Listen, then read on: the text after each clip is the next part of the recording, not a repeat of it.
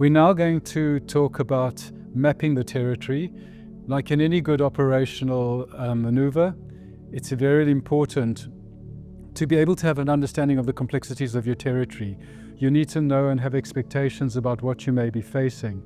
We're going to not only look at the ability to navigate from the military into civilian territory, but also to navigate back into your own self and understand the terrain that lies there so you can return and bring the healed parts of yourself forward. I'd ask you to draw on your various experiences and share that which worked, as well as outline the struggles that you did experience. Thank you. Okay guys, so I thought what we'd start now is really have a deeper look into the mapping of the territory as we navigate. And I think there's two factors to bear in mind. The one is mapping forwards in your territory of transitioning, and the other one is mapping internally into who you were, and then bringing and rescuing and bringing that forward as you map into the physical territory. A couple of things to think about. The first, I just want to go through the WARRIOR acronym, something to keep in mind, because those are the core questions that we can ask ourselves before we begin a journey of change. And that'll be the different symbols. W would be, what is your will to change? A would be, what is your ability to adjust and adapt? R would be, what is your respect for others and yourself like? The second R is, what is your responsibility to yourself like? I is, what is your integrity like? O is, how observant rather than reactive are you? And R is, how willing are you to repair negative relationships with others and yourselves? And I think the core mission here would be to look at what were the core attributes within yourself that helped you move forward. Where did you face the struggle in showing respect for yourself, showing respect for others? How willing were you to impact on relationships that were struggling? Because those core questions define the stability of the territory as we move forward into change. The other thing is also, I call it the SEAL acronym, which is a good one to reflect on. And the first one is in success. And I know, Ian, you mentioned the ability to visualize and define goals. You know, every mission is defining our operational protocols, understanding the territory and knowing how to navigate forward. So to achieve success, we've got to be able to both understand the map as we move internally and understand the map as we move into our physical territory. We also need to look at, are you willing to extend, which is critical, because you mentioned with civilian territory how difficult it is to adjust and adapt in because it's a complete change of language. So the challenge to all of us as we transition is, are we willing to extend? If we want to stay within our comfort zones, we're stuck because the tribe has changed. And to be able to move into a new tribe does demand a capacity to extend. That ability to extend demands the ability to adjust and adapt. And adjusting and adapting can be I personally have found it quite difficult at times, because we get stuck into a modality of being, and it's really hard to jump into something else, especially when it doesn't make too much sense. And the last one is, can we learn? Because the more rigid we become, a tree that's rigid is going to get blown down in a wind. And the basic ability of any successful operational movement is the capacity to learn on the move. So if we can now briefly go through each person, and if you can detail what was it like for you in mapping your territory, what worked, what didn't work, where did you face the parts of yourself that got in the way and came from your wounds? And what was it that you can offer others who are watching this at the moment and are trying to find their own solutions to the darkness and the aloneness that they may be sitting in? Okay, so we'll start again. I told you that the pink shirt's the killer. Yeah, no, that's all right. So again, like if you look at will, getting out, my will was to get out, right? Like I was driven, like I'd made my decision, and getting out. So nothing was stopping me from getting out. And I was on a pathway, even though my wounds and all of that, I was in denial. I wasn't going to accept it, right? Because I had known about a lot of this stuff for most of my life, right? Most of my career. So I just accepted it. A lot of my drive had come from, so I'd injured my spine back in 2006. So I had to overcome that injury, physical injury, and took 5 years to rehabilitate. So, and then where I was determined in that sense, where when I transitioned the first time, and moved to the UK with my wife and son, I made a decision to say, you know what, I'm going to go do an Ironman and push myself to the absolute limit, so I can show people that this spinal injury and cervical injury means nothing. And I did it. So I had this, and I completed it, and I'd never run. I'd walked 40 Ks with a pack on, but never run it. And in concession of riding 180 and swimming 3.8. So swimming was easy for me because I've been a swimmer all my life. So yeah, anyway, so I did that. So I had this self drive in my head that I can achieve anything, right? Almost to the point of arrogance, where I didn't look at other aspects and factors of my life. So when I transitioned out the second time, I was angry, I was driven, I was pushing, I wasn't listening to all the signs. I got put on meds, the worst thing I ever did, because it made me emotionless. So I didn't feel anything. So then I wasn't aware. So even less aware. So I was pushing, pushing, pushing, until I completely fell off the cliff, and fell apart. And there was little warning signs, before that. And I used this story quite closely because it was my youngest daughter who was trying to tell me things. And so, um, uh, it's like My Little Pony. And I was playing with her at the time. So, and I really wanted to be this pony called Applejack. And she was saying, "No, you're Pinkie Pie." And I, played with her. I was like, "No, I really want to be Applejack, honey. So you just give me Applejack here," kind of thing. And then she emphasized again that, "No, you're Pinkie Pie." And I was like, hang on a minute. This is not her denying me being this pony. She's actually telling me I'm this pony. And I was like, "Okay, what's this pony? I'm really interested." And so she said, "Oh, Pinkie Pie is this pony that's really happy and everyone loves Pinkie Pie, but at the flick of a hat, she'll go psycho and freak everyone out and scare everybody, and then they don't know what to do, and then she goes back to being really happy and excitable." And I was like, "Holy shit, my daughter just described me." I said to my son, I went, "Have you got anything for this?" And he goes, "I'm not answering anything, Dad, right now." And then I walked out to my wife, and my wife was laughing. She goes, "You just got told by your little daughter who you are." So that was the warning signs of who becoming aware, Yep. right? And I had to now start to adapt.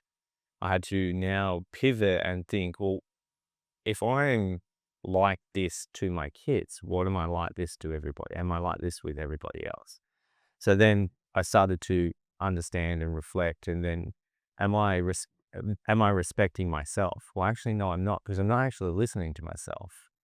I'm just pushing and pushing and pushing. So I took a step back, took a breath, the best thing I did was started coming off my meds, right? Through my psychologist. I didn't tell the psychiatrist that. I just told the psychologist that. But I didn't even tell my wife that. I just started coming off them, because I wanted to have the emotion and the feeling, back in my life that I'd missed, because I felt respecting myself and respecting others and having responsibility was to feel the emotion again.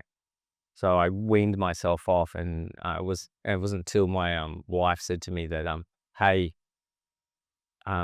when did you stop taking your meds?" And I was like, "Oh, I'm still taking it." She goes, "No, I moved them a week ago, and you haven't asked where they were," because I started getting emotional in conversations. So once I started to feel the emotion, and again, I felt self-respect in who I was. And I was able to pick myself up after falling off that cliff and start to redesign and be more observant of where I actually wanted to be, Yeah. rather Gotcha. than pushing, Yeah. Gotcha. and pushing and pushing, Yeah. and starting to find my purpose. Yep. And then I actually came back and started forgiving others who I was angry at. And, it began, it was, I wasn't angry at them. I was angry at myself because they showed stuff in me that I didn't want to see. And you know, I think what you just noted, I think is so important because will is our greatest gift. All of us have will. It's the very nature. You cannot go to service and have no will. But will is like a fire. It can be our best friend. It can also be our worst enemy. I have strong will, and like you, I constantly wanted to taste the edge to remember who I was. Yeah. My last experience was what they call a Comrades Ultra Marathon, was 87.4 Ks uphill. And I ran that. But I realized that I could never run away from what I had to deal with. And I realized that will can also be our greatest enemy. And I go, will, when it's not informed by compassionate wisdom, can really turn around and bite us. So you really talk about the fact that will that is constrained and directed and insightful takes us from the back seat of the vehicle to at least driving with our hands on the steering wheel while we're still driving through a sandstorm. So yeah, thanks for that. The correct use of the will. Yeah. Yeah, it's I love the warrior acronym because let's face it, we all were warriors at some stage of our life, whether it was defense or first responders, someone walking up the street, like that warrior acronym I loved. And mine did serve me well until it didn't. So, being young, joined the Army 17, all this was stuff, and everything was going so well, loved it. And then a few incidents happened, and you raised something good before, Barry, which I loved. How many of us may have suffered from PTSD early in our career, in childhood, but yet managed to still get through to where we are today. Spot on. It's not like I suffered PTSD and then the very next day I got discharged. No, man, this thing's been living with me for a while, and I didn't want to admit to that. I remember sitting in the car park after the doctors and finally I submitted to go see doctors who could help me, and I remember the dude, he took about 3 minutes and he's like, mate, he'd like me with all these labels, but one of them was PTSD, severe PTSD. And I remember sitting in the car park before I went home and I cried because I was like, I don't have PTSD. Look at me. I've got mates that should have PTSD. Yeah. They got blown up and they got shot and all this. And I got home to my wife and she sort of she didn't laugh at me, but she goes, did you think you didn't have PTSD? I was like, no, not me. No. And, I was always deflecting stuff outwards. I didn't realize that was a mirror, and, so obviously the drinking took a huge part for me. Drinking alcohol, it was, that's what was the mask, for everything. Cause I just didn't want to be here. I didn't want to face everything. I'll go help other people and I'll do things for everyone else. But for me, no, you don't deserve this, JJ. You're not worthy. You've done some bad things and all these sort of stuff that I've heard my whole life, but it was on rinse repeat in my mind. People weren't saying this to me. It was just in my mind, but that's how I interpret it. Yeah, spot on. And wasn't until, I said, 8 years ago, that was a huge turning point for me. And as we spoke about before, Barry, the day I got sober, but when I was laying on that bed, and my oldest boy, he come in 3 times, and he consciously, I don't know, he didn't realize, but I had my letter there. I had the rope was ready to go, but I just couldn't walk, but he came in 3 times and he just, hey, Dad, you're good, because I just wanted to but I couldn't walk because of the pain and all the rest. Literally, I couldn't walk. Physically, I was broken. Emotionally, I was broken. I was done. I wanted to tap out, and, but yeah, it kept on coming in. And then that day, obviously, I didn't go through with it. And I can only see on your thing here, but faith, something entered me, that, it's kept me here, and it turned my warrior around. Yep. From eating at me to now face others, but not face others that, like the picking dog. Let's face others and be what we can, be of service. Let's go help people. The warrior peace. The warrior, the peaceful warrior, Yeah. Yeah. And I'm not saying that it's got Yeah. unicorns and stuff like this, but it's No. like it's a Zen warrior, and man, I get so much pride, like so much peace when I see other people smile. So service has been a big part of your healing in the transitioning process. Huge, Okay. huge. I had to. I joined a mob, and I won't say the name, but I joined a tribe that I fitted in here. I fit in here. I think you can You say know, the name. no, I won't. And I'll talk about it later maybe. But I mixed with them, and then Trojan's Trek came along as well, and I just was with all these broken people, but we're laughing and we're smiling, and it's gonna be okay, because the doctors keep telling me that you're broken, you're not doing this, you can't do this, more tablets, more tablets. Nah, and there's many things that I've gone and done now to get to me where I am today, and my family stayed, Vipassana has been a big step of that, like meditating. Who this bloke here meditating? What the hell, And mindfulness, all these sort of things play a huge part. But I like the warrior, the peaceful warrior these days. But the peaceful warrior, from stillness is action. Yeah. All explosive action comes from a point of stillness. Mm. Yeah. So why do we forget the need for stillness? Yeah. And JJ, the other thing as well is that, we all have cracks, and the problem is how the meaning frameworks around us define the cracks. Yeah. And the thing is, when we realize that our cracks are the invitation for the gold inlay, and that the crack, if the crack is our invitation into the depths of who we are, when we reframe the cracks, we would know that there's no such thing as a disordered veteran.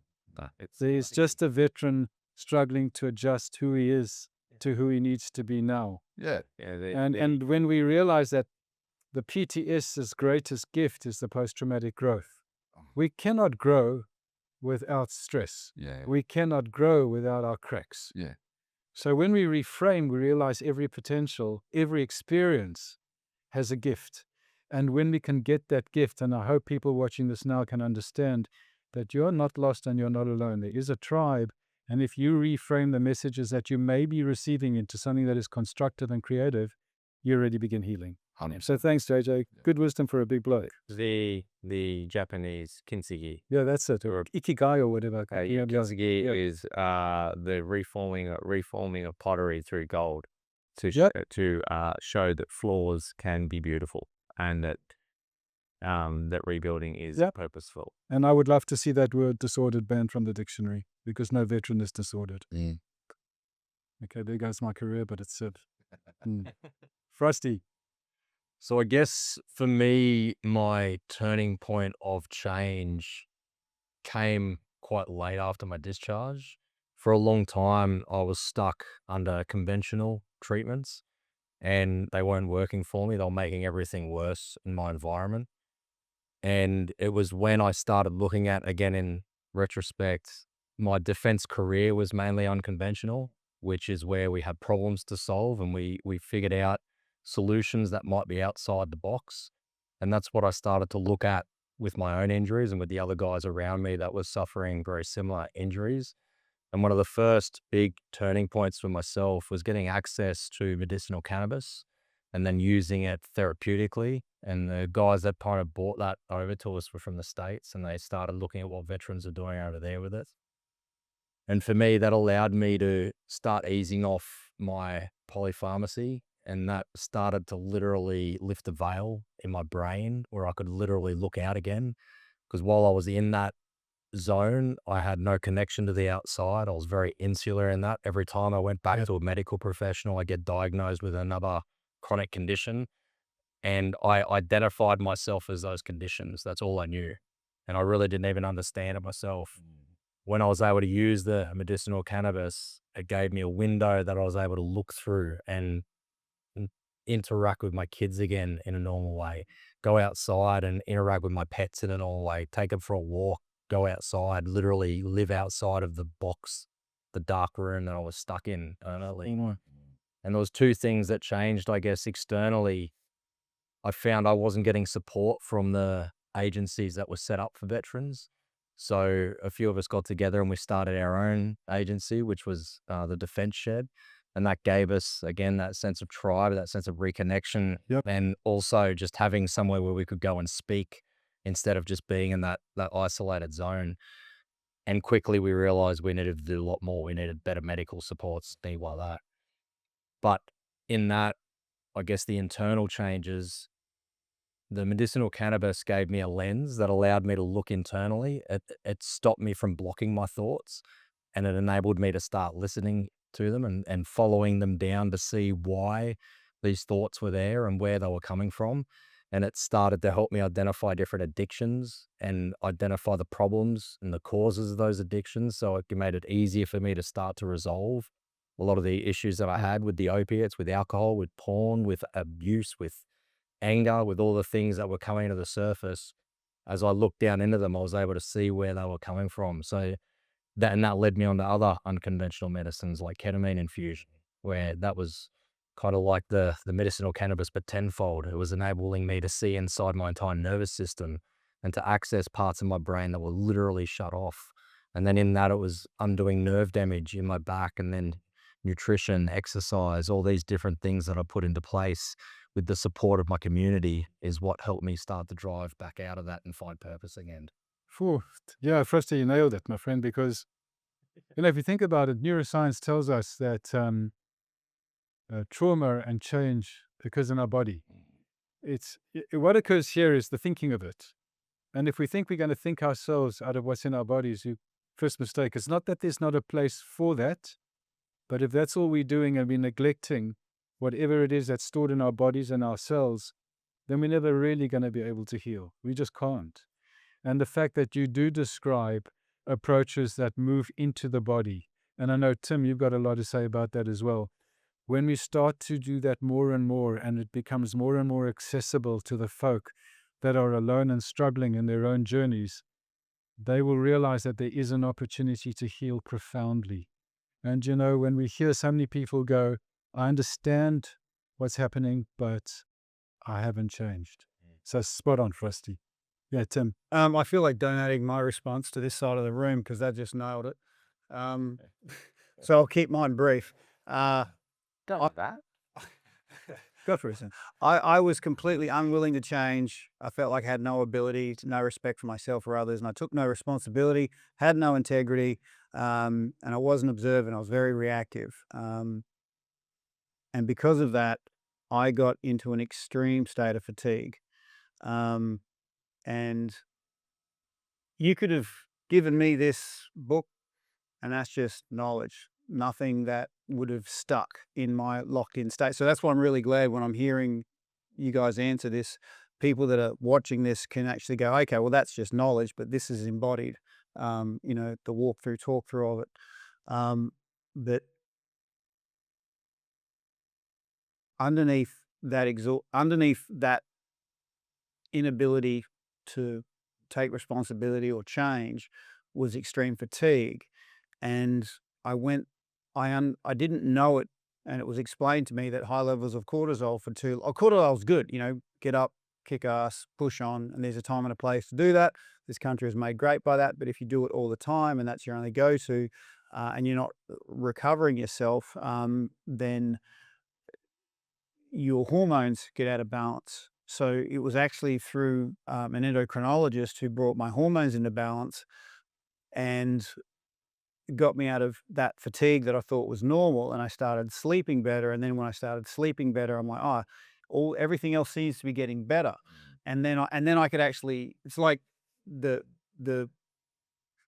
part of your brain that's in fight or flight, it's called the amygdala. And it's powerful, but it's kind of stupid. It can only see like through a very small peephole. But then when you get yourself out of fatigue, your prefrontal cortex starts coming online, and it's like putting a drone up. You can see it all. You've got so many more options. You're not so reactionary. And so with that understanding that fatigue puts you into this reactionary state, into your amygdala, and then quality sleep brought you into the ability to take on this kind of information. That then became my goal, and my success metric for all the programs I used to run was, and it's a very measurable metric, if you can measure sleep and improve it, then all these other sort of metrics improve. And that became sort of my life goal for people to, before people got to this stage, they needed like an energetic on-ramp to get them to the point of being able to absorb, this sort of information. Spot on, and I'm hoping in the progression we can actually jump back into some of these things and dive deeper into them, because the core modalities and the core approaches here are critical. I know we probably got about 5-7 minutes left. Ian, I know we've shared a lot of conversation. What are the core things that come up for you in this conversation? I think for me, if you put yourself in a situation, I think I made it a lot more difficult for myself in some ways, because I created a business which I felt that I could sit at home in my tracky dacks for the rest of my life and I'd be comfortable. But the business, because my own personal beliefs are to have absolute unquestionable integrity and complete authenticity in every respect. The business just went gangbusters, and I couldn't do it from home. I had to go and buy an office.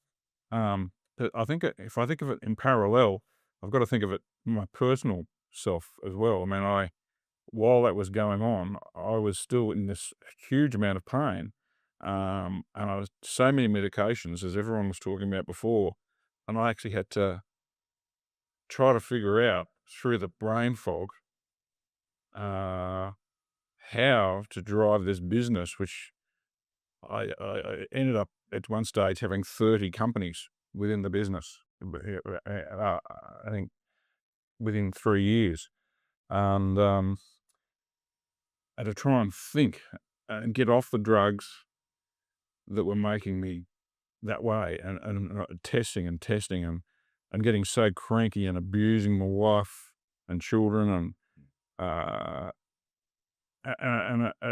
it was just so difficult to do. Spot on. But I found in the end, after a lot of trial and error, that I could get a drug, an anti-anxiety drug, which I could feel myself getting cranky, whereas no other drug could help. I could feel myself talking to my wife like I'm talking to you now, and I could feel getting irritated, and I could say, "Oh, yeah, okay, I'm going to just pull the escape hatch here, and I'm not going to get cranky at her." And that really helped that perspective. On how to change. Well, look, I mean, you're in the military for so long, you only know how to do things military ways. Yeah. When you start a business, you automatically got to know employment law. You've got to know all the regulations. It's inherent in becoming a company director. So I sat back and I thought, well, how am I going to do this? And I just did it the way that I'd always been taught. I sat back and I thought, military appreciation situation. Where do I start? I need to know what friendly, what do I know? Enemy, what don't I know? And I seriously did that, and I was lucky enough to be mentored by a barrister, pro bono, for a couple of weeks on everything that needed to be done about running employment companies. And it gave me so much ability to understand those things that our company's reputation was such that people would always come, and they knew that they weren't going to be put in a situation which would undermine them. But I was able to translate that when I became the chairperson of the Australian Peacekeepers Association. I moved into the area where the senior veteran organisations from the RSL and what have you, and other organisations represent us to the Commonwealth, and they don't do a good job. Someone had to say that, and it didn't make me particularly popular. Well, it's your ability to actually speak your truth. You have to speak the truth. You have to maintain your own integrity, and it wasn't popular, but we changed quite a lot, and I think there was so much that I'd learnt through always being able to go back and think of situation, mission, and go through that acronym. I'm going to probably cut because I know we're running short of time. But I want to say that I think from what you said and from what has come up today, there's two things before we get to Bob. The one is the exercising of will and finding mission on your way. And the other one, as you guys said, is it's not about just the doing, but until our mind and our bodies and our spirits are in tune, we can do that warrior acronym till the cows come home and we are still going to be stuck. Because that is a cognitive understanding. But if from here to here there is a block, we're not going to get there. So two really important parts of wisdom for those who are watching this and trying to figure out how to heal. So some really good stuff. Thank you. Bob, finish off with you, mate. Yeah, I will reaffirm a couple of things that have already been said, no doubt.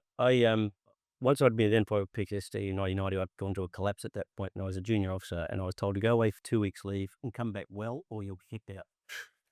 Yeah, that'll do it. And that was pretty much the model back. Good options. And Well, I can be honest and say that 1990 to 1998 for me was agony.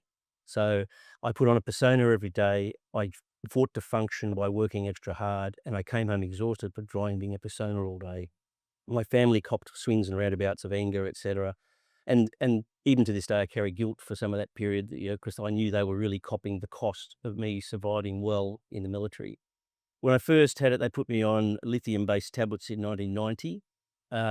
I lasted 2 weeks on them for the exact same reason that was stated over here. My emoting was gone, and I knew that was not the answer.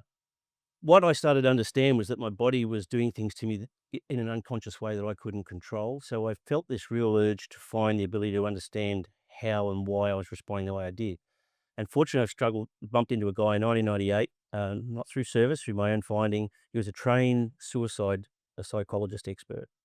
And he basically took me on a journey to try and make explicit the implicit that was going on, and understanding how it's often the unconscious responses you have to stimulus you can't even recognize. sure. And so he taught me to come up with a method to de-associate in the moment, to allow you to reflect and then de-escalate your responses to it.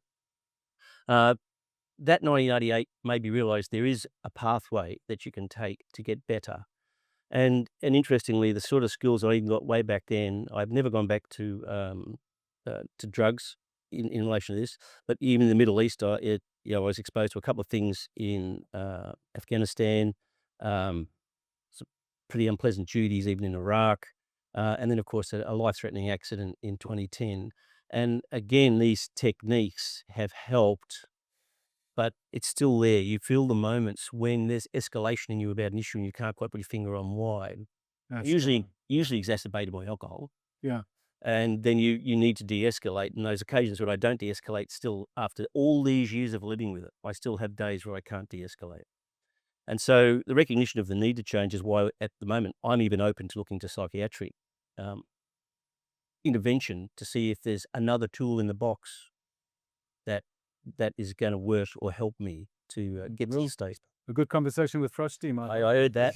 Yeah, Hey, just because of my goal. To make visible. I said the will is there. Yeah. My goal, I was asked this by a psychologist recently. He said, "What do you really want, Bob?" I said, "I want calm waters. I literally just want calm waters. And anything that exacerbates me out of calm waters will set me off on a path I don't want to go." Well, Bob, I think what comes to me from what you said is that till the day we die, we're going to face the ripples and sometimes the storms. But when we learn to sit within the calmness within us and we observe the storms, we will heal. We never fully arrive. I don't think any of us, I work every day, 7 days a week. I've got my disciplines, hours of meditation, but I have to keep doing it.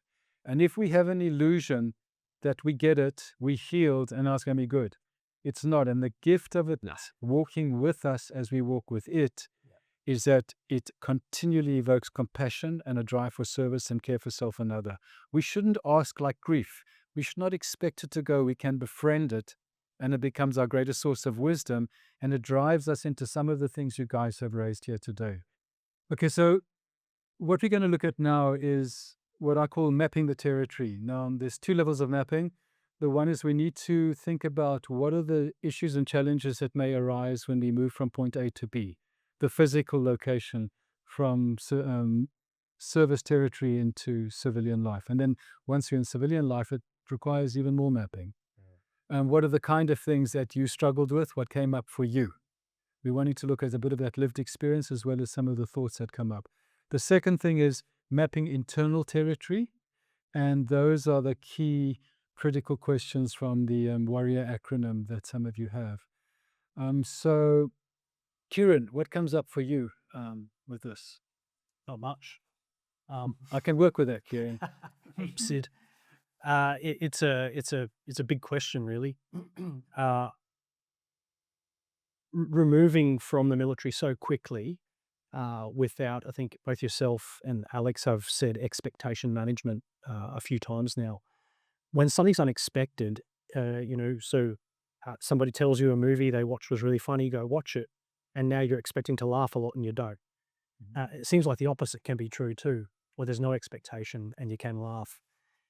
Getting out without any preparation administratively, financially, I was lost, floating about, sort of bumping into phenomena, seeing which things hurt and which things didn't. And if they didn't hurt too much, I would follow that lead. And if it hurt more, I would follow that. It was very much moving through a place that could cause you pain with no sight. That's how it felt.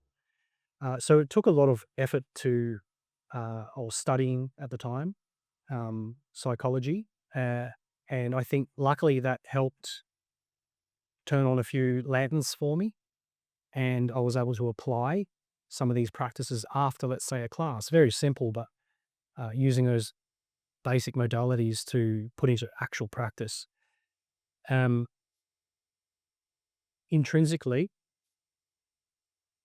it was again philosophy, and there's a lovely quote by Marcus Aurelius, and I read, he said, "Nowhere can man find a quieter or more untroubled retreat than their own soul. Above all else, you have resources inside which you only have to contemplate to secure an immediate release from mind." End quote. I thought, whoa, that's pretty powerful. And you think about that as a philosophical quote, and I was studying the psychological sciences. Well, there are intrinsic, endogenous chemicals and all sorts of things happening in there that we can tap into, that you can secure release from mind. So I guess that's where I use the external environment, but also the philosophy to motivate me to look in to apply those practices in real life. That's really good. And I think the message out there for those that are watching this who do come from the being severed from, where the organization represents a profound moral injury, the transitioning trip is certainly not as complex, is a lot more complex and challenging at so many more levels. I think the solutions you offer and the kind of tools that you use, I hope we get a chance to explore those more, because you really embody a very specific form of transitioning. Okay, thank you. Ben. I think I reflect on how when I left, I externally expressed myself. So I think when you're in the military and you're going through difficult moments, we all trauma dump on each other, right? We joke about everything that happens and occurs, and that's your processing. That's your ability to move on. That's you letting out the internal emotions amongst people that you trust. And when you leave, you don't have that in the workplace anymore. You don't have them people around you that can laugh about the awful, laugh about the terrible. And that's when the internalizing of feelings, I think, really started for me.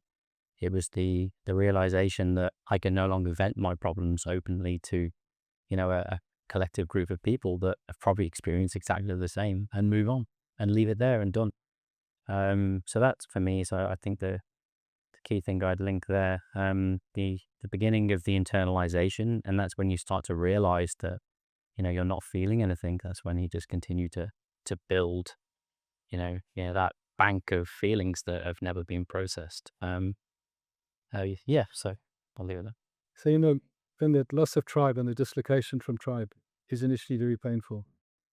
And it's very easy to get lost within that. And I think for all of those that are making transitioning, some will do it easily, but for others that are not, part of the responsibility is to find the right environments where we can bring who we are and have them understood and held with compassion and care. And then the healed parts of ours are sufficient enough to come back into our civilian environments and have a place. As well as I've often said, which is civilian environments also need to be more informed, so they're ready to receive. So thank you for bringing that up. Kate. I like to think of it as we're not leaving one to go to another. We can actually map skills across. Within military careers, you use your intuition. Quite intuitive in battle if you're on the field or if you're in the office or if you're interacting with other people. Is like intuition now looks different. It's a little softer. Want to do more down regulation of the nervous system, but intuition is inner tuition. We want to learn more about ourselves and come back to ourselves and sort of study that path now instead of how to strip and assemble a weapon or whatever else those skills were, but the same level of competence coming across, but now it's coming inwards. And when I put that against the warrior, is like you have to choose that for yourself. No one can tell you to do that. That's something you need to choose. Otherwise, the will isn't there. There's no outward motion of that. And do you want to adjust and adapt and be permeable in life? Do you want to flow, or do you want your river to be stagnant? If your river is stagnant externally, it is internally as well. That's where dis-ease happens in the body, or disease. Do you have respect for yourself and others? I heard someone earlier say, how can I love or connect with others if I'm not loving or connecting with myself? Like, boom, got it, nailed it. Is do you want to walk this path with yourself hand in hand, or do you want to give that up to someone else? And that's taking self-responsibility, that's self-advocacy, that's coming back instead of just expecting the system or external to do it for you. And that is stepping into your own integrity, isn't it? It's really just owning who you are, how you're showing up in the world, loving all parts of yourself. Observant rather than reactive. I love being an observer of life. Like, we were walking here this morning to be in this space. I'm like, wow, look at that tree, look at that leaf. Like, I'm like a child always. It annoys some people, but I'll never stop doing that. And how willing are you to repair? Like, if you're choosing to walk this path, keep walking it. And I heard you say earlier, and I love it, is you never really fully reach the destination. And that is the beauty of this. I know that that's really difficult to see when you're sitting in the discomfort of it, but you learn to actually love the discomfort, even when it is really bad, because you know that on the other side of that, there's growth. Thanks. Perfect. Thank you. Frosty, what we got to do? We got about 4 minutes left. The medicos, do you mind if we hold you for the ones where you're going to be contributing a huge amount? Cool. Frosty. I guess for me, for mapping, coming from the perspective of a few years on the polypharmacy where I was unable to map anything really, and I went from what felt like living in a deep, dark well with a very twisted, negative view on the outside world. And when I started on my journey of the plant medicines, cannabis was an interesting one for me, because when I got permission to do that legally through medicine, I was able to use that, and it would bring up negative emotions. It would highlight negative emotions, but instead of rejecting those emotions, I'd stand there and allow it to happen and kind of surrender to it, which would send me down a rabbit hole of further like investigation, I guess, into where that negativity is coming from. And the way I describe it feeling was like literally stretching all the way down to the end of my neuron. And it was like I unknotted a small part of my brain. And I did this a few times with the medicinal cannabis. And that was like it freed up parts of my cognition and allowed me to access more of my frontal lobe in some circumstances. So I was able to then take those next steps. And again, the next catalyst for me was after getting diagnosed with a brain injury, the physicality of that injury, and then jumping onto a ketamine infusion program. One of my first experiences on that was, it was as if I was able to zoom out from myself and see myself in a wider picture and have a full view of my environment instead of a narrow inside a well, dark view. I could see everything at once nearly. And that gave me a better appreciation of myself and my position in the military, my position now in life. And that was a catalyst for me to then go far out. There is a way out of this. There is a light at the end of the tunnel. And those practices have helped me kind of on this journey to where I am. And I'm still on it. Like you said, I don't think we ever fully get there, but I think every day I'm able to put things behind me and step further onto those platforms and improve and improve and improve. Spot on, guys. And so I think what we identify is that the journey is ongoing. It doesn't end, nor should it. But along the way, we've got so many modalities, tools, insights, and awareness to be able to do it. We're going to come to you next, but thank you for that. You've raised some really critical components. Okay, so we had a pretty in-depth discussion around just diving deeply and getting on the surface a bit of the transitioning process. I thought now what we could look at is really the kind of critical questions we need to reflect on before we begin a transitioning process. Now, if we understand things operationally, we look at maps, we form our compass, we understand the demands of what's facing us, and to much an extent as possible, we are ready. The thing we're going to look at today are what are the core questions we need to ask ourselves, or did you ask yourself? And I'll just go through this very quickly.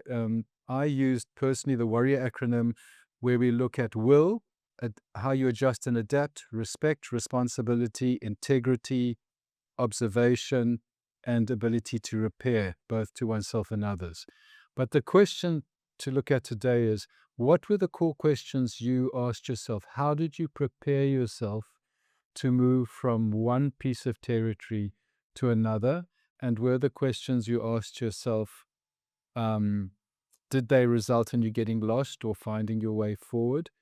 Any core wisdom that we can encapsulate into a core piece that we can put out on the table today? Kieran, you looking good there? Yeah, good. It's to be concise as I can. Andrew put it nicely before, where there's different types of discharge on paper, let's say. Some might have the opportunity to plan and create and wean their way out. Some medical and some administrative don't get the opportunity. So it was a career of, a very positive career and so many years, and then in a matter of seconds, it's over. So there's not a weaning process for some. So I think if you're lucky to plan, and I sat there as a digger and heard diggers like myself who had been in the military say, hey, make sure you get things in order before you leave the Defence Force. I didn't care. I didn't even listen. Let's be frank, I was focused on what I wanted to do. And you could have given me the most articulate speech on discharge and it would have went in one ear and out the other. Great, so be it. Until then, I drove past a prison and saw an individual who had just been released from prison with a rucksack, and that was all this person had. And they were just standing on the grass with no one there to pick them up. My discharge was about that quick as well. And so I think for me, I relied on a lot of luck. And again, some of the luck came in the sense that there were a couple of good mentors around that were able to give me a loving clip around the ears, just the right amount to get me to stand up and take action. And again, I said it yesterday, I sort of compromised this idea of who I thought I was. Corny, it might sound, in the warrior sense. We sign up to endure a difficult period of time willingly. And so it goes, well, I've got to put in a lot of effort, time, and repeated exposure to things that are uncomfortable. Now, all of a sudden, I had stopped. So if we can reframe entering the military and becoming something through repetition and continual exposure, the same principle works in reverse on the way out. But if we can help educate people about that process of what they become when they join, and discuss when they join what you can become when you get out, and the principles of changing yourself, that can hopefully better set people up. Cool. So that prior preparation, the reflective questions, understanding the territory, and ensuring put something in your back in the case of an emergency and an abrupt termination. Yeah. Thanks. Perfect. And we're running off the warrior side of Yeah. acronym. Yeah, So everything, the will to change, the ability, respect for others and self, responsibility, integrity. Like my esteemed colleague Kieran just said, these are all good things, but it's a bit like you're driving the car. As long as it's driving, it's fine. It's not until it bursts into flame that we actually are forced to go, oh, is there a deeper truth underneath this I'm not seeing? And then you need the relationship there for that information to cross over into that heated state. Because you're just reacting to everything that's going wrong. Sure. Just put fuel in, keep driving, because that's been what we've been trying to do. It's supposed to be hard. It's good. things are doing the way they're supposed to. Some good is being done somewhere because I'm hurting right now. That's sort of the life of service, as we get told. And I've very much had to retrofit these, potent insights that you have, Barry, through, like Michelle said, that trusted colleague that could actually hold that space for me. Yeah, thanks. There's good wisdom there. Appreciate it. Yeah, thanks. Yeah. I guess for me, the questions were really like, what's the priority, and what's going on, firstly.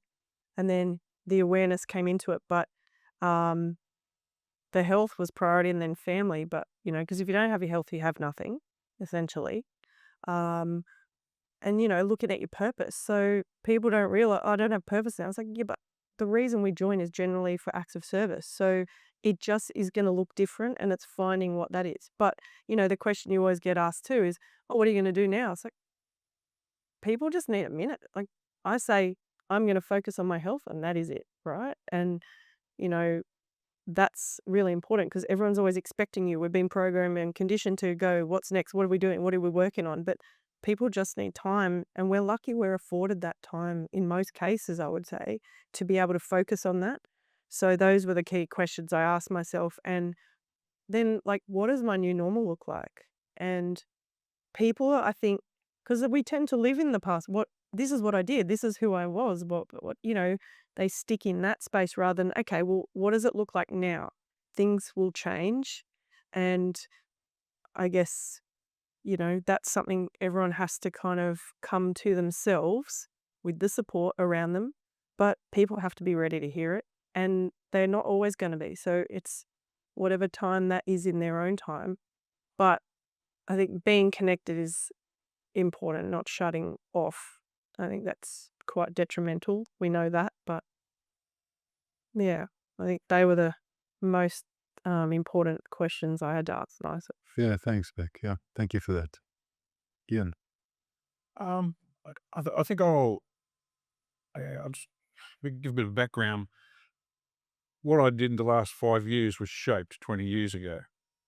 In the last 5 years, I would often be CC'd into a very traumatic event that's going to happen to a veteran family, gone to the minister, and I would write to the minister, CC the secretary, DVA, and say, I will take this case. As the chairman of the Australian Peacekeeper Association, personally take the case, walk it through DVA, and get a solution. So I would do that regularly, and as a leader, that allowed me to understand what happened to everybody at the tactical, operational, and strategic level. What shaped me into doing that was my own experience.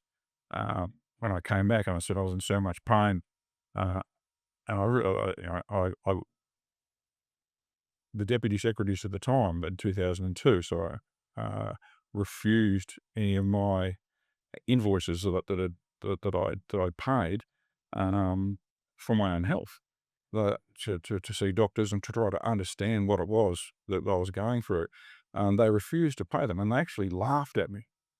They laughed at me, deputy secretaries. And I thought, if this is what happens to a relatively senior officer, what happens to a soldier? I'm Army, so I'll say soldier. What happens to someone that's badly injured or can't talk or write? So I wrote to the Prime Minister, and I wrote to the Deputy, to the Leader of the Opposition, and my $12,000 was reimbursed within 2 days. I could tell you I was back in Lovell Tower, and it was reimbursed. But that is poor. But what it did was that it traumatised me and divorced me from the veteran community for a long time.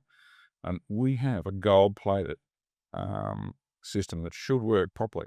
If you look at what happens to the first responders, you'd know ours is gold-plated. And I think this is where the ambush of transition comes in.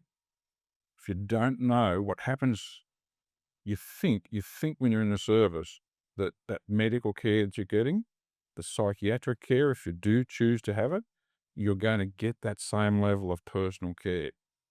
But when you get out, you find you've got to prove that you actually had that injury, even though it's documented quite categorically, you've got to prove it again. And that moral injury comes back. You are not told quite often now, even when we have the DVA embedded in the organisations, we're not told, people aren't told of things such as your superannuation that you were paid, that you were going to live off the rest of your life. That's not yours. It belongs to the Commonwealth. And if you get other compensation, that superannuation gets renamed compensation, and therefore you're getting two lots of compensation. You can't have two lots of compensation because that's double dipping in theory. So for every dollar you get in superannuation, you lose $1 in compensation. People are not told that, and I witnessed that from the impact on people, the suicidality that it caused, Yeah. and you know, got to really take control of all that, and do your best to understand and know that not everybody knows everything about DVA. Even all the people in DVA that want to help, Yeah. they don't know all that, and you've got to do your best. So my takeaways are, prepare yourself, do your best to get every bit of information from as wide a sources as you can, and know that it's going to be a very hard journey getting through that initial claims phase. But when you're through, if you need that level of care that requires a gold card or, heaven forbid, TPI, that you will then be looked after exceptionally well. Thanks, Ian. So that prior preparation. Yeah, good points. Thank you. Guys, we've got about 6 or 7 minutes. Michelle, what are your thoughts? I think, Ian, what you said was really insightful. I've been preparing my last 5 years based on my first 20 years. Every veteran's journey out of service to civilian life is different, and it'll definitely look different. I do believe for everybody, though, that we live in dialectics. And so the dialectics are, I do know some of what civilian life is, and I also have gaps. And so I encourage veterans to see that they're not just moving out of service into a brand new place. You've lived there growing up in your childhood and your adolescent years. And so they're try to back yourselves. But I also, Beck, again, think you're spot on with finding resources outside of the self as well. And the 7 factors of resilience, we only need 3. We only need 3 really good ones. The 3, you can sit on a stool and it won't fall over if you've got 3 legs. 4 would be great, but you only need 3 strong ones. And they're external relationships, and you can find that in making a new community. You've got a whole bunch of skills that you got. It's just finding a place to use them in. Finding your purpose eventually, but a place to belong, and that can be with your partner or your family, or religious, spiritual place. And so just keep going and know that you've got the ability inside your heart. It's just connecting that with the resources that you've got around you, and it will be different for everybody. And there's no one bright way of doing it. Yeah. Thanks, Michelle. This is great because anybody listening to this now, you've given them some great tips from a clinician, and really well appreciated. Thank you. And Andrew. Great point, Michelle, about belonging. And indeed, as I've been listening to people chatting, I just kept coming back in my mind to identity and purpose and meaning. And those things are just so fundamental to who we are as human beings. They're really at the very base. And those things are deeply bound up with being in the ADF. They're deeply bound up with our identity as a soldier or a sailor or an airman. It was interesting that an extremely senior non-commissioned officer in the US, highly decorated Navy SEAL, recently was giving a talk somewhere, and somehow this got onto LinkedIn, and he made a statement about that he was about to discharge after, I think, 40-year career, something like that, and that when he took that uniform off, he would no longer be a sailor. That would not be his identity. And there was an outrage about that. There were just like thousands of comments on LinkedIn, and people said, "Oh, you're always, oh, that's because he was Navy. If he was a Marine, he would know that you're always a Marine. It's not about the uniform." there's truth on both sides of that, isn't there? But it really does go to this fundamental point about what is our identity. And if we don't have clarity around that, it just means everything else is unstable. So it's no wonder, we continue to struggle with a lot of issues around moral injury. We continue to struggle with the links. The moral injury got a very, very strong link to suicide because it's about identity. It's about me. It's about purpose. And I don't know that we're focusing hard on those things necessarily as we transition. We're focusing on the tasks. And even physical wellness. Yeah, that's really, really important. Of course it is. But again, holistic. We've got to get those fundamental things in place. Thanks, Andrew. Thanks for raising the whole important part of identity. And I think somewhere between who we were and who we are is the solution. It's a blend, a merge between both. Yeah. I also want to say that no matter how much we prepare, we sometimes hit the cold, dark place of facing ourselves alone. It's like I learned that in ultramarathons. It doesn't matter what you do, there's a tough point. And that's taking Tim's place. At that point, you need to have the tools where you can get into the body and do what needs to be done to carry on with the training that you've developed. So thanks. That was a really dynamic look in, and appreciate your ideas. Thank you.